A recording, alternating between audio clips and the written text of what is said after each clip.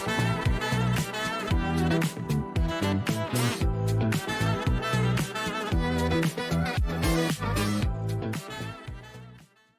Rita Chincotta, and I'm really pleased to welcome you to the Deliberate Leader podcast. This week I am joined by the extraordinary Manelle 𝗪𝗫. Manelle is a big ball of energy, and that energy is going to be absolutely infectious. You'll be able to take it into your day. So what do we know about Manelle, and why did I invite her to the podcast? She is a visionary leader. She's forged an amazing career in construction, equipment and hire here in Australia. She's currently looking after marketing and customer experience at Kennards.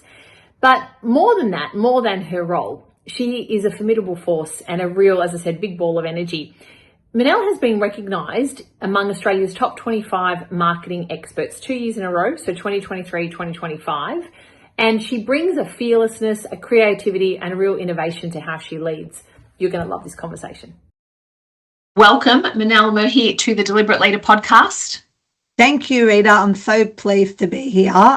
Thank you for having me. Me too. I couldn't wait for our conversation. We've known each other now for must be on a year, and I've had the pleasure of working with you and some of your team, and I love following what you do and the impact that you're having, particularly in women in that hire industry. So I couldn't wait to have you on the pod for a conversation. Oh, thanks so much. And yeah, the work that you're doing with my team has been exceptional. So fantastic to be here. You're a legend. Thank you, Manelle. I really appreciate that. Manelle, you've got a really interesting background, and I thought before we jump into all things deliberate leadership, and I know it's going to come out in our conversation, but tell us how you ended up as a leading, woman in hire, and a little bit about your role at Kennards. Yeah, it's it's nostalgic to go back and think about my entry into the industry, but I was early 20s, like many of us, in that uni, and had just finished a business commerce degree. And back then, Rita, show my age here, there was no such thing as seek boards and digital platforms and all of that. There was a white Word document on the pinboard that said there was a marketing assistant role available at Kennards Hire. And, I'm quite an ambitious person, and I remember thinking to myself, let me get my foot in the door so I've got a good brand on my resume. And I applied for the role, and I was still at uni, so I did 2 days at Kennards, finished my degree, and the rest is history. I've been in the industry now for 20-something years, not always at Kennards. I went to a couple of other fantastic organisations also in the industry.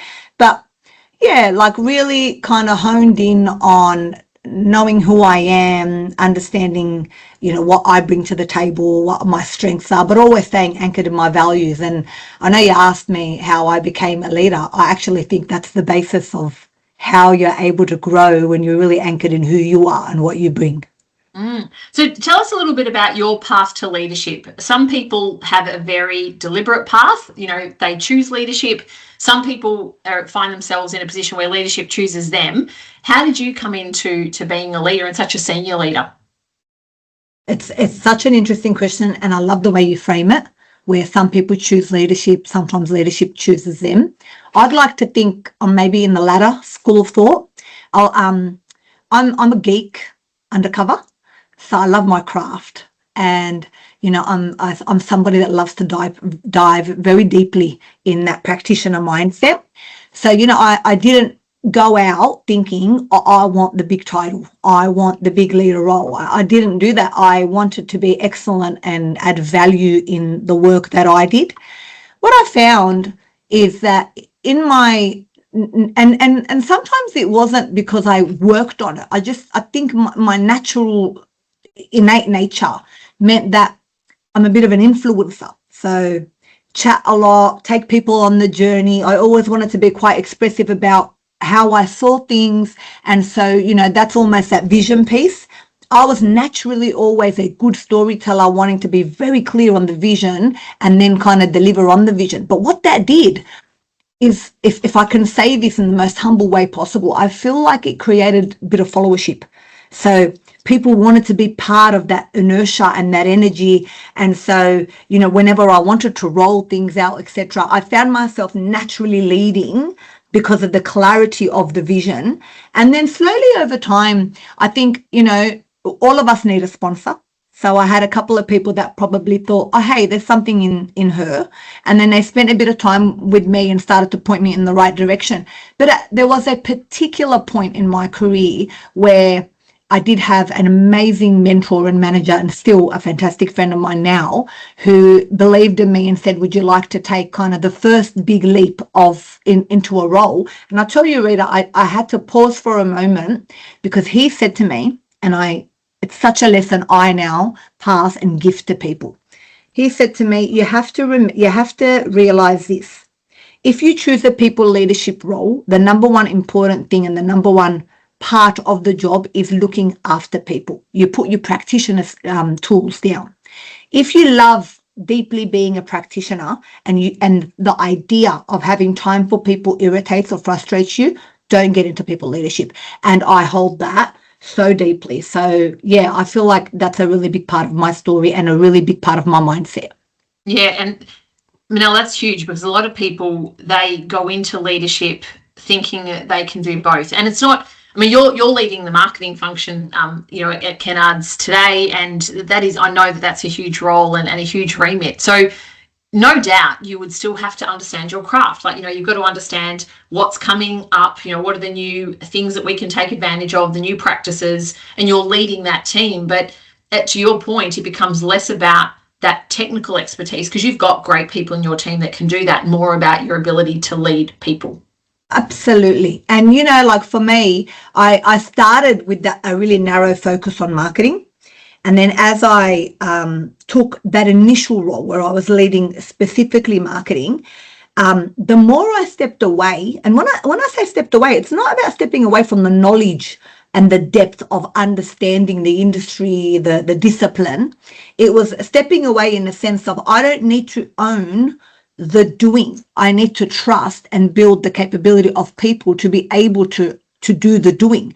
But by doing that, believe it or not, I naturally started to see the adjacent disciplines that connected to marketing, because over the years, channels changed, technology changed, landscapes changed, CX has become a really big thing. Digital is integrated into traditional marketing.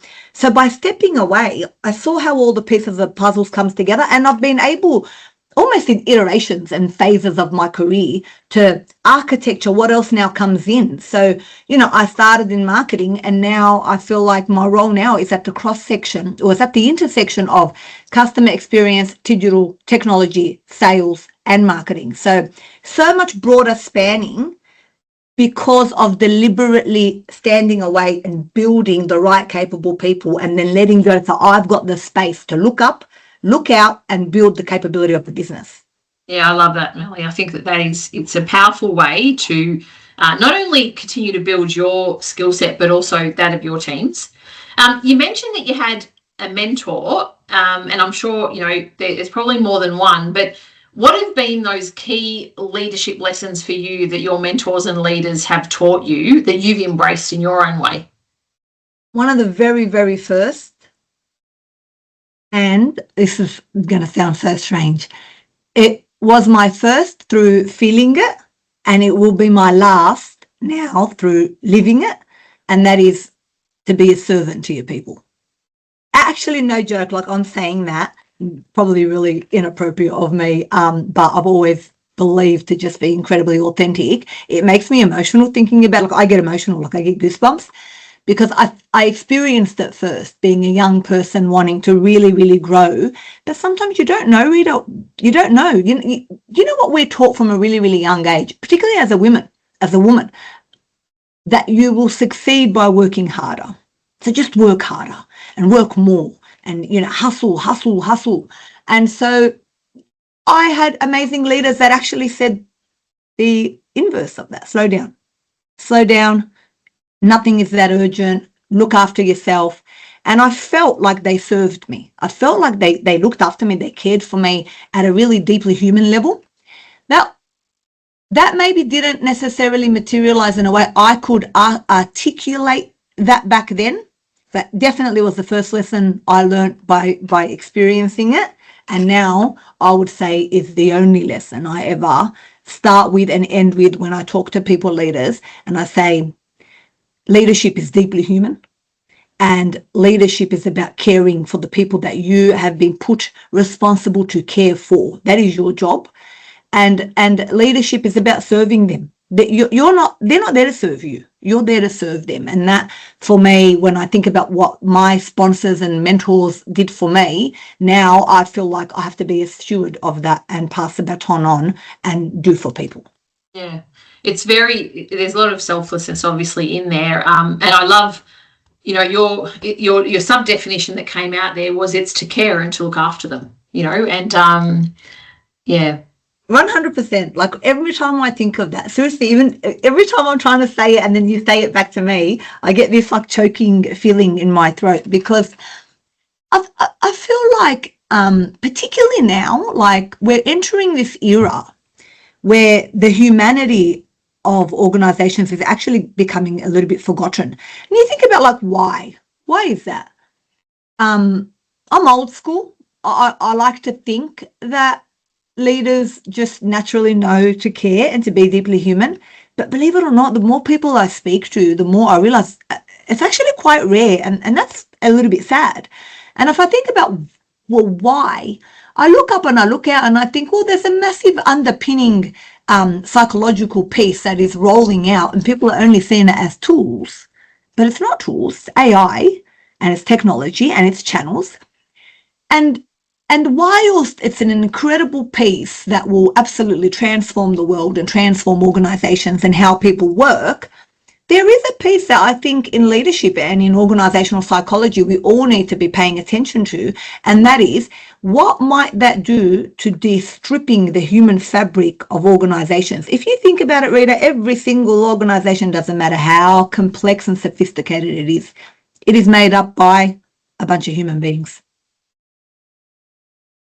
So that humanity, and you say it's being forgotten, where are you seeing pockets of that? Like so AI for me, and I read about it almost every day. It's hard not to. In fact, for the first, I don't know, when ChatGPT was like, what is that ChatGPT thing? When it started to come out in Claude and Perplexity and all the tools that we use, you could probably still hide a little bit from it if you didn't want to, but it feels to me now like there is no hiding from it. It is here. In fact, I was having a conversation with someone yesterday and they're suggesting you've just got to partner with it as opposed to try and resist it. Where are you seeing that it's showing up? And particularly, as you put it, it's almost this threat to humanity. Where are you seeing that occur? I think how I'm seeing it occur is when I look at all the different teams, and I'm not talking specifically to Kennards, we're trying to be extremely deliberate about pausing and saying, don't forget the human in this, that like you have to partner with it in a way where you're thinking about the human impact and the role of the human and how it becomes almost like an employee as a part of your team that fits into the broader architecture of your actual team. But where I'm seeing that potentially it gets forgotten is when people are thinking, oh, we can work faster, we can do more. So it becomes purely about efficiency and productivity. There's a danger in that. It's fine to think about absolutely leverage the tool. So I'm not anti or resistant to it. I actually think it is an incredible accelerator to growth and smarts and springboarding productivity. I think lean into it for sure. But I also think while you're doing that, just remember that there is a discipline and a learned person that actually spent so much time learning the nuance of different disciplines. So don't just outsource it without actually referring back to that person firstly. Secondly, when you're de-stripping and creating so much efficiency, I think we need to remember as humans and as leaders that the human brain requires a little bit of downtime to actually decompress. So just think about that, Rita, for a moment. You strip away the decompression and the pausing. You're elevating the cognitive load on a human being and saying, well, you need to work from, I'm making this up, but from 9 till 5 because we're going to automate all these other monotonous tasks so you can now do all this very strategic deep thinking. But the human beings actually need to pause and rest, because in space comes clarity, and in clarity comes fantastic ideas and and people require work-life balance and to have, be able to go home and spend time with their families and children and find joy. And I lean into that, and I think that's a deeply human, empathetic position to be when you're thinking about, I'm going to lean into AI. I want to use that to help accelerate the smarts and the sophistication of the organization I work for. But while I'm doing that, I'm going to deeply care about my people and make sure they're also being looked after, and they're partnering with AI to actually learn and grow, not just to de-strip and make them more productive. Yeah. So mindset is everything. Yeah, so what I'm hearing there really is that in the race, I guess, we've got an opportunity to be more efficient, more productive if we want to, but in the machines, I guess, being more productive and efficient, which is what we would expect, they don't need that decompression that humans do. What I'm hearing there is that humans should not speed up as the machines speed up. Yeah, because there is going to be more time, arguably, for us to do more of that critical thinking, that creativity that we may not want to outsource to machine learning, right? So, yeah, I think what I'm hearing there, if I've got it right, is let's not speed up as fast as the machines, because we also need that decompression time. 100%. I mean, Rita, in your world and in the your discipline and what you do in terms of leadership coaching and people and all of that, I just want you to just for a moment reflect, and because I reflect on it, every person I speak to from all walks of life in all different industries, have you noticed when you say, how have you been? How's work or how's business? Everyone does it's so busy. It's everywhere. And then you think to yourself, I found this year I've really just paused to have a think about how can I be more deliberate and intentional with my time. Because you think about this piece of when you hear someone say that, the first word that pops in my mind is urgency. Oh, there's this real sense of urgency. But I really think about this piece around urgency because I think to myself, well, urgency is effective to leverage and utilize, but it also is a signal of an emergency, and organizations to thrive and grow and build strategic long-term journeys for sustainability, long-term growth, quality growth. You can't be running in an emergency situation. And so human beings have to also feel like, well, you're not living with a red alarm bell around you and everything is so urgent. And so I do encourage that. And I try and do that with my leadership style with my team, where if somebody walks in with a puff, so grab a seat, nothing's urgent. It's not heart surgery, people. We're not saving lives. Yeah, exactly. Yeah. That it grates on me whenever the thing that grates on me the most is when you say, how are you? And it's crazy busy. That's the one that I go, that really grates on me. And I'm very conscious of not responding with busy. I may be busy, but I'm not necessarily enhancing anybody's life by telling them that I'm busy, right? And I think there's a lot to be said for that calmness, the considered approach that, as you say, nothing's on fire, touch wood, nothing's on fire. It's not heart surgery. But I always feel much more grounded in the presence of somebody that just has their shit together, to be quite honest. Can I swear? I'm a swearer, by the way. I'm being very, very reserved. I don't think our listeners will be offended. But when it does not appear that they've got their shit together, for me, that actually makes me feel quite almost unsafe in their presence. Not because I'm worried that they'll obviously do something, but I just feel like, take a breath. Just take a breath and be grounded, because there is no better feeling of control when you are in that sense of, I've got my hands on the steering wheel, I know where I'm going, I know where I'm, what I'm doing. My God, so spot on. And I think the best analogy that I can use, and I like analogies because I feel like they give visuals, so if you don't mind. Not at all. The best analogy that I can use, particularly as a leader, if you're a leader and you've got people in your care, you are the weather of that team. So when somebody walks into your office to see you and they turn around, can I ask you a quick question? I'm just crazy busy at the moment to get this one done. The first thing that I do? I say, yeah, sit down. Just fucking slow down. Just sit down. And then, they want to get to it. And I say, hang on. How are you? How are the kids? You just create a little bit of pause. And it's insane because people will go, yeah, they're really good. They're like, well, how's Emily going? Oh, she's good. She's in year 4 now. All right. Tell me a bit about her. Like, just slow them down, right? And just like distract this sense of, it has to move right now. People need that.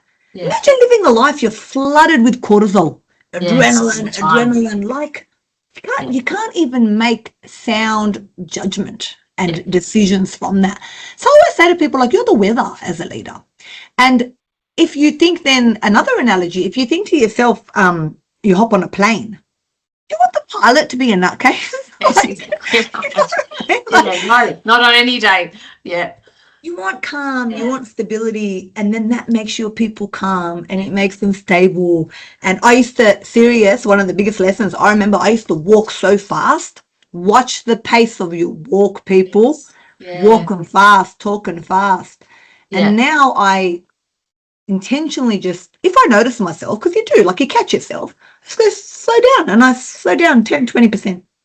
Walk in a paced way.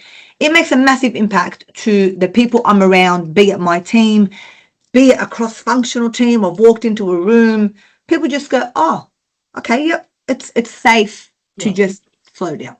Yeah, and then from that, we know the research tells us we do better thinking, we do better work, and we make those around us feel a lot better and a lot safer. Manelle, you started, where we started this conversation was, way back when, you saw the ad for the marketing assistant job. You thought, I'm going to finish my degree and do this job at the same time. And that's led you, onto the great career that you've had there at Kennards. You mentioned the word ambitious, though. So how have you reconciled? Because well, in terms of being deliberate in how you lead, what has that meant for your ambition? Has the ambition needed to slow? Have you been a bit more tempered with it? I'm curious, because often we think of deliberate and ambitious and we think, fast, let's go get it. What has it meant for you in still retaining that sense of ambition but being very deliberate? I've definitely gone through phases. Like, I feel like now, 42 years old, I'm probably operating at a bit more of a lot slower, sustainable pace, but I'm not going to sit and act like when I first started my career, which is why I deeply care about it now, because I know what it feels like to just try and accelerate. I've always been really ambitious, and initially I did think it meant go fast. Do you know what's really interesting, Rita? And I'm not sure whether you ever see it, but you see younger people when they start their career and they try and get titles by a certain age. It's really interesting. It's like 25 and I'm X now, right? And so somehow society and culture has taught people that to be successful you need to be a certain age and outpace the cohort and reach a title and what have you. And I was in the same rat race. Not like I went bullshit straight out, I was. And then, you can get to some of those earlier roles where you didn't have necessarily, though, huge impact and influence because you had lots of teams and you're managing teams that are managing teams. I think I got to a point, though, probably mid management of my career, and I realized that speed didn't necessarily mean impact, because I could do things fast and I could I'd always been told, like, oh, you're firepower, like you could kind of cut through the bullshit and just deliver really fast.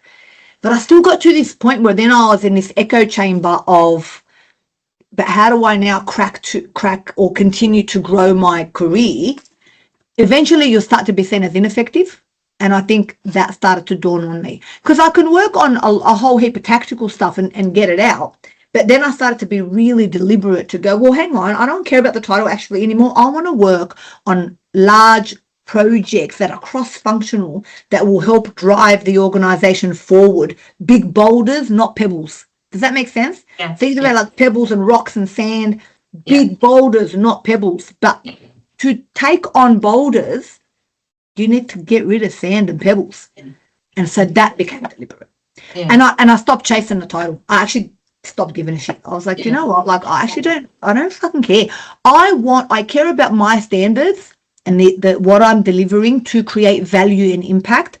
So let me use my time effectively to do that. The more I did that, the more rooms I joined, the more I had a stronger voice at the table. The titles come and the influence comes, and that's, I feel like, what I learned in the last probably 10 years or so. Yeah. Do you reckon there's a tipping point, though, in careers where we do chase because the title, I guess, is like, it's like a level. Like, you know, my kids have all gone through swimming classes. You know, they start off as whatever it is, tadpoles, and they get up to sharks or sardines, whatever it is, right? And that is the measure, you know, of progress. Because it's, you know, the measure of progress is your REM, obviously, your remuneration as you go through, and then your level, right? But do you reckon there's that tipping point where you get to a certain level and you go, well, now it doesn't really matter if I continue because there's more that I'm seeking now. You know, that the value proposition that this career now gives me is more than that title, which is part of my identity, but that changes too when it moves. I certainly felt that. I tell you, the last couple of years for me, just in mindset, I genuinely believe they've been quite transformational in how I even tie identity to title. Because I feel like where I've gotten to now is I've gotten to this point where it's not about role, it's not about title, it's not about more money, bigger jobs. I feel like it's about legacy. Like, I think about stewardship. I really do, like, deeply do. And so I find I spend so much time wanting to mentor and coach, and I'm so happy to do it. Like, anyone that will ask me, I looked at my last fortnight, not even joking, I was like, I feel like I've met 10 ladies in the last 2 weeks, right? But anyone who asks me, I'll say, yeah, 100%, come, right? And because I feel like you do get to this tipping point, particularly if you've been extremely fortunate and the industry and the career and the discipline has been very giving to you. You have to be generous back. But maybe not all leaders believe that, but like that's a huge value for me. Like, it's one of my core values. And like, how do you actually give back and give forward? Yeah. How do you carry other people? At one point, Rita, we were standing on leaders' shoulders.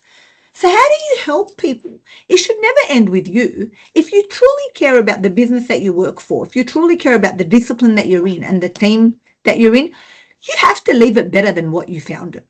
That is the job. Like, you have to help people become better through their experience of your leadership. If your people are worse, mate, get out of leadership. Yeah. I don't know. I'm probably getting a bit passionate, but... Oh, that's fine. There's a lot that still are, though. I think a lot of leaders really grapple with, you know, maybe leadership's not for me. But the problem, which I talk about a lot with different teams and organisations, is that by that stage, when you've got to that level of leadership, you then end up creating a lifestyle around the salary and around your title and your reputation. And so then when you've got all of these financial commitments that you've made because of that position that you're in, even when you're getting up every morning and probably going, oh my gosh, this is draining more energy than what it's giving me, I think people end up being a slave to it. And it's really hard then to be thinking about legacy and stewardship when you're feeling like this thing is sucking from you more than what it's giving you. I agree. And then my advice would be, and I've been in moments like that, Rita, like, I think my advice then would be, though, don't ignore that pause. Like, you just have to dig deep. What kind of life, you know what, I feel like, what kind of life do you want to live if you're waking up scared and afraid and nervous to actually do your job, and you end up feeling miserable, right? So to me, that is your biggest signal to go, just stop. It's not necessary, and it doesn't necessarily mean you're going to leave the job or you're going to leave your career or you're having an existential crisis. It doesn't. Sometimes it is the flag or the indicator that means your values and what energizes you has changed. Yeah. And you know, one of the biggest things I've learned in terms of like how I try and deliberately lead is lead yourself. Yeah. What's self-leadership look like?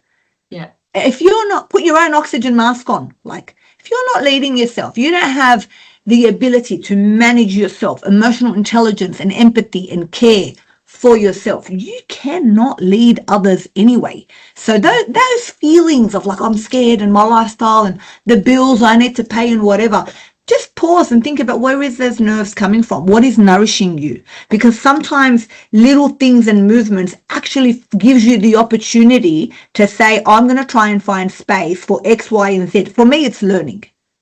Learning nourishes me and energizes me so, so, so much. I deliberately made room for learning in the last 12 months.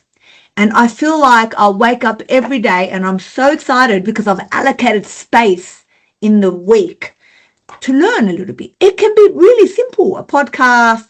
ChatGPT is incredible. Ask ChatGPT things that you don't know and just bounce off it. And I leave feeling really elevated and like I'm growing and, oh, that's amazing. I learned that. That's so cool. My husband doesn't like it because I go home and say, guess what I learned today? And he's like, here we go. But guess what's happening as an outcome? I'm contributing better. Yeah. So, yeah, I don't know. Did I just talk a lot? No, you didn't. No, I wanted to actually ask you a little bit about leading self. So you said one of the practices that you engage in is daily learning and different formats of that. What other advice would you give people? So for those leaders that are waking up going, I don't know if this is for me because I really love my craft, my technical expertise. I've come into leadership. I feel like I'm a bit stuck. What advice would you give them around how they could better be self-leaders, first and foremost? I'm pausing because I'm not even shy to get emotional, but I feel a bit emotional. Okay. I'm pausing because I feel like my advice would be, sorry, Rita. You're okay. You're okay. That passion is I'm not shy, beautiful. listeners. I'm not shy to cry. It's fine. Right. That's all. This is authentic. This is authentic leadership. My advice would be stop ignoring yourself. Yeah. Just stop for a moment. Yeah. And sometimes that means it's hard as a woman, like, because even if you forced yourself to stop at work, you can't sometimes stop at home. Like, so much chaos, right? Like the husband, the children, the school, the apps, the pings, the fucking sheet you need to sign. Did I pay this? Did I have an excursion tomorrow? Shit, is the uniform clean? Yeah. Sometimes it's really, really hard to stop. But I tell you, that's also a choice. Yeah. When you do eventually, sometimes your body will force you. Yeah. But when you do eventually, and hopefully it is before your body forces you, if you slow down and just breathe. So one of my first tips would be, if you're feeling that, even if it's 5 minutes on your own outside, go and do some breathing. Do not underestimate it. I thought it was crock. Like I was like, yeah, as if. Just go and sit down, the breathing through your nose, out through your mouth. That little 5 minutes somehow will start to regulate you and get into a little bit of that practice. You're not going to solve it when you're in a state of feeling nervous and scared. That's not when you solve it. You will solve it when you start to find the space in your mind and feel like you've learned to regulate yourself and bring that nervous energy down. Then actually it starts to become quite transformational, because then you start to go, okay, but why? What is it that I'm so afraid about? Or what is it that's actually driving this feeling of dread and doom? And you start to realize there are habits that you actually have been doing or stuck in for such a part of your life that it's become autopilot, but they're not necessarily helpful habits. They may have helped you in your early 20s. They may have helped you, but they're not necessarily helpful anymore. But we're on this rat race. We're just going. So the ability to pause and dissect that and go, I'm not doing that anymore. No, I want to be calmer so I can make better choices. That's the first thing I'll say. Yeah. The second thing I'll say is, when you do realize those things, so I'm not shy to talk out loud about the things I realized. Running from meeting to meeting. Writing down to-do lists that were pages and pages long, and then thinking that, like, okay, I've got to kind of get through this. These things, they're just urgent and chaotic. It wasn't until I breathed and find the space to look at it, to go, why am I doing that? And stop blaming the system, actually. What choices can I make to stop doing that so I can, and then design it. Literally, Rita, design it. Like, I literally had to sit there and go, okay, I'm going to put in 15-minute transition times between my meetings. And between those meetings, I'm going to go quickly downstairs and just breathe a little bit outside, then go to my next one. That was a game changer on its own. Not even joking. Yeah. Just walking a little bit slower, keeping my nervous system regulated. I'm going to go home. I'm going to put my phone away. I'm going to create a meeting every fortnight to review my fortnight and go, what does that look like? Is the post okay? And my 2-3 page to-do list, I'm going to stop that. I've got my 2-3 page to-do list. But every morning, I'm going to spend 15 minutes by myself before I get into the day. And I'm going to say 3 things that are important today. Yeah. That's it. And those little things, they make a huge difference to a sense of achievement, a sense of calm, chunked down, not a mountain, and a sense of self-worth that I'm not snowed under. I am in control. It is my life, and I can be deliberate in how I show up every day. Yeah. Manelle, what you've shared there is it is transformational, because we often try and make it complex in terms of how we lead, right? So even if I think about all the things that we have to do as leaders, we've got to think, right? Strategically think. We've got to have tough conversations. We've got to motivate our teams. We've got to motivate ourselves. Like, in all of that, which is stuff, right, that we have to do. What I'm hearing you really talk about here is your energy and your state. And I'm hearing you say that if we actually put that first and we manage ourselves, and you've said first thing is about leading self, right? If we're doing that, then everything else can only be better, because you are in that right frame of mind and you're really deliberately managing your energy before you're just diving in and going from thing to thing. I imagine too that it's probably had a transformational effect on your team. Is that overstating it? No, it's not. But you know what? Like, even as you're talking, it's funny. My eyes are still like welling up. Not only on my team, on my family, my children. Yeah. Like, I'm not. I'm not shy to say, and I know, and I know I'm not the only one. I know I'm not the only one. I go home so frustrated and irritated. No one's done anything to me. I'm just tired and running around like a mad woman. My team have absolutely, I can see the shift. I can see them working a little bit slower. I can see them triaging their own to-do lists now. Yeah. I can see them chunking it down. And I can see them collaborating and working together to solve the problems around, what if we moved this one out? What if we slowed this one down? And what if we did this one that way? And the best sign as a leader is when your team is doing that. Get out of the way. Let them do it. Yeah. Because they're solving things. So that in itself also then reduces the load on you as a leader, because they're thinking, they're problem solving. They're also learning. You've given them permission to breathe, be paced, clarity in thinking, chunk it down. And so then they do. And then you're leaving and you're going home. So then you think about the leader at home. I'm going home like literally the last fortnight. My husband, he's like, you've changed, babe. And one thing I tell you, which makes me emotional, is I remember there was a point where my kids would say to me, are you angry, Mum? And they hadn't done nothing. It so upset me. I'm like, why do they keep asking me if I'm angry? I'm not angry. And now nothing, it's gone. Like, they don't ask me. And I'm like, oh, thank God. That's energy. That's nervous energy. That's a sign for me that I wasn't leading myself. Yeah. And it's really important. But I'm thinking much clearer at work. My ideas have elevated in terms of like clarity. I'm thinking much more macro, long term. What choices do we make today to help the business get to where it needs to be in 3 to 5 years? You need space to do that. Yeah, you do. And the last thing, sorry, I know I'm talking a lot, but there's one last thing that the other day occurred to me, and I swear I've shared it with another lady, because she came to see me and I felt like she was really nervous. And I said to her, when you find the space, this is so simple but has been profound for me.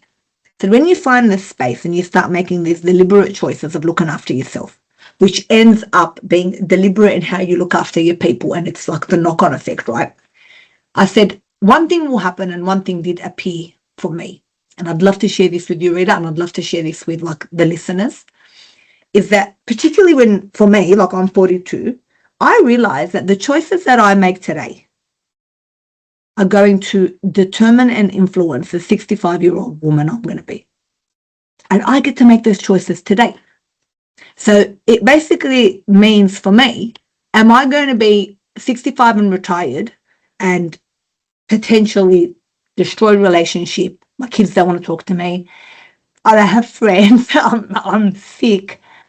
Yeah. Or am I going to be 65 and retired, good relationship, children that want to visit me, maybe even a couple of board roles because I've got the space and some influence to actually do that, maybe a reputation of somebody that really left behind care and legacy, and you get to make those choices today. And that, to me, is what deliberate leadership is about.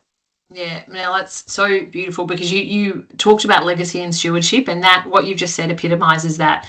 And that legacy and stewardship is not, it is about envisaging future Manelle, future reader, future leader who's listening, and thinking, I get to deliberately think about what I want, not only this next period of time to be, but what I want to feel like when I get to that point, you know, whatever that point is, and how you want your life to look ultimately. Yeah, 100%. And you know what's funny? Like, as you're talking, and whenever I've spoken to people, I notice that they do this. And so leaders, watch out for, listeners, watch out for this while you're listening. When you hear someone speak like that, or when people have given me that advice or whatever, do you know what the first signal is that, yes, that really resonates? A big, deep breath. People just, and they don't realize it. Like, I feel like when I'm talking to people and I'm like, just slow down, it's okay. Or, you know, like you're giving people permission to just slow down. People do this really big, deep breath. And for me, that's just become the silent signal of they need that. Yeah, definitely. Breathe. And they're soaking it in too. Like they're taking that moment to really mindfully bring it in, so then they can use it later. Yeah. And like, you know, now I feel like I'm starting to get these pockets of moments, particularly on the weekend. Walk out and I sit outside, and I know this sounds so simple, but I feel like we don't reflect enough. When was the last time you heard the birds? Rita, I know it sounds so dumb, like I feel like people are going to be listening going, hey, what's she smoking? But I swear to God, like, oh my God, the birds. Like, it's so nice to hear the birds. So nice to actually hear your children laugh. Yeah. We don't slow down to do it. How are we living? Yeah. And yeah, to me, it's become really passionate. I'm really passionate about this topic now, and I really think it's an extremely important part of leadership. Yeah. Well, we can't lead without it. I think, Manelle, that's where we're going. I mean, you mentioned in this conversation that that humanity of organisation, the humanity in organisations is being forgotten. And I think what you've been able to share with us today, particularly around your very mindful practice and what helps you to be more deliberate as a leader, is that invitation to slow down. And that just on its own brings back that humanity, because when we've slowed down and we're open to thinking, we're able to better connect and be paying attention to the metaphoric birds, right, in our organisation. But it's those symbols that just make you appreciate, you know, where you are and what you're doing. Very true. And one last thing that I will say just on like that particular topic is, even though it sounds so simple, I swear to you, it is brave and bold and daring to do. Yeah. And I encourage everyone that's going, oh, well, what? Yeah, I get it. I've heard that before. Just slow down. Okay, I get it. Try and actually do it. Yeah. Deliberately. I'm not going to rush to that meeting. I'm going to leave 15 minutes early because I want to prepare for my next one. Yeah. I'm not going to take on that next project because I have X amount on. Try and do it. Yeah. And watch the fear pop up. Yeah. Challenge accepted. Try it. The fear will pop up. All of us. Why? Because you're going to actually be operating a little bit different to how everyone is operating, right? And that triggers fear, because as human beings, we want to be accepted. Yeah. We want to belong. Yeah. We want to look successful. And so when you're actually deliberately moving differently to how everybody else is moving, you start to go, oh, shit, right? So it's harder than, I certainly found it harder than how simple it sounds. Yeah. Well, we're going to put that challenge out to listeners. So after listening, and I'm inspired by this conversation, I know they're going to be inspired by it. So if after listening you are able to implement some of Manelle's tips and strategies, then let us know how it's going for you. Manelle, I've really loved, I love every conversation with you. This, like, if you see my scribbles on my page, like there's heaps, right? There's all, look, back and front, there's all these thought bubbles that you've left me with. And I just want to say thank you so much for sharing your insight from a very, very deeply passionate place. We know, and I know, a conversation with you is not bullshit. It is you authentically sharing with others what you know. And gee, if that's not a legacy in itself, then I don't know what is. So Manelle, thank you so much for being with us today.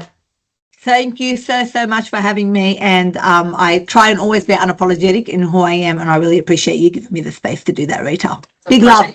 Keep doing it, you too. Thank you, Manelle. Oh my, what a conversation with Manelle 𝗪𝗁. If you are feeling energized and invigorated, me too. That was absolutely infectious for all the right reasons. Manelle very, very generously shared her experience, the way that she really engages in a deliberate leader practice. And no surprises, the big takeaway for me from this conversation was how she manages her energy. So she really was able to give us some great tips and tricks that she uses to make sure that she brings calmness for herself and for her team and family. Manelle's big thing is around legacy and stewardship, and she really puts herself out there, 20 plus years, and really thinks about that experience and what she wants to feel in that period of time. And I reckon that's got to be a great guiding light in terms of how she chooses to live and lead deliberately every day. I really love that. I hope you did too. See you soon.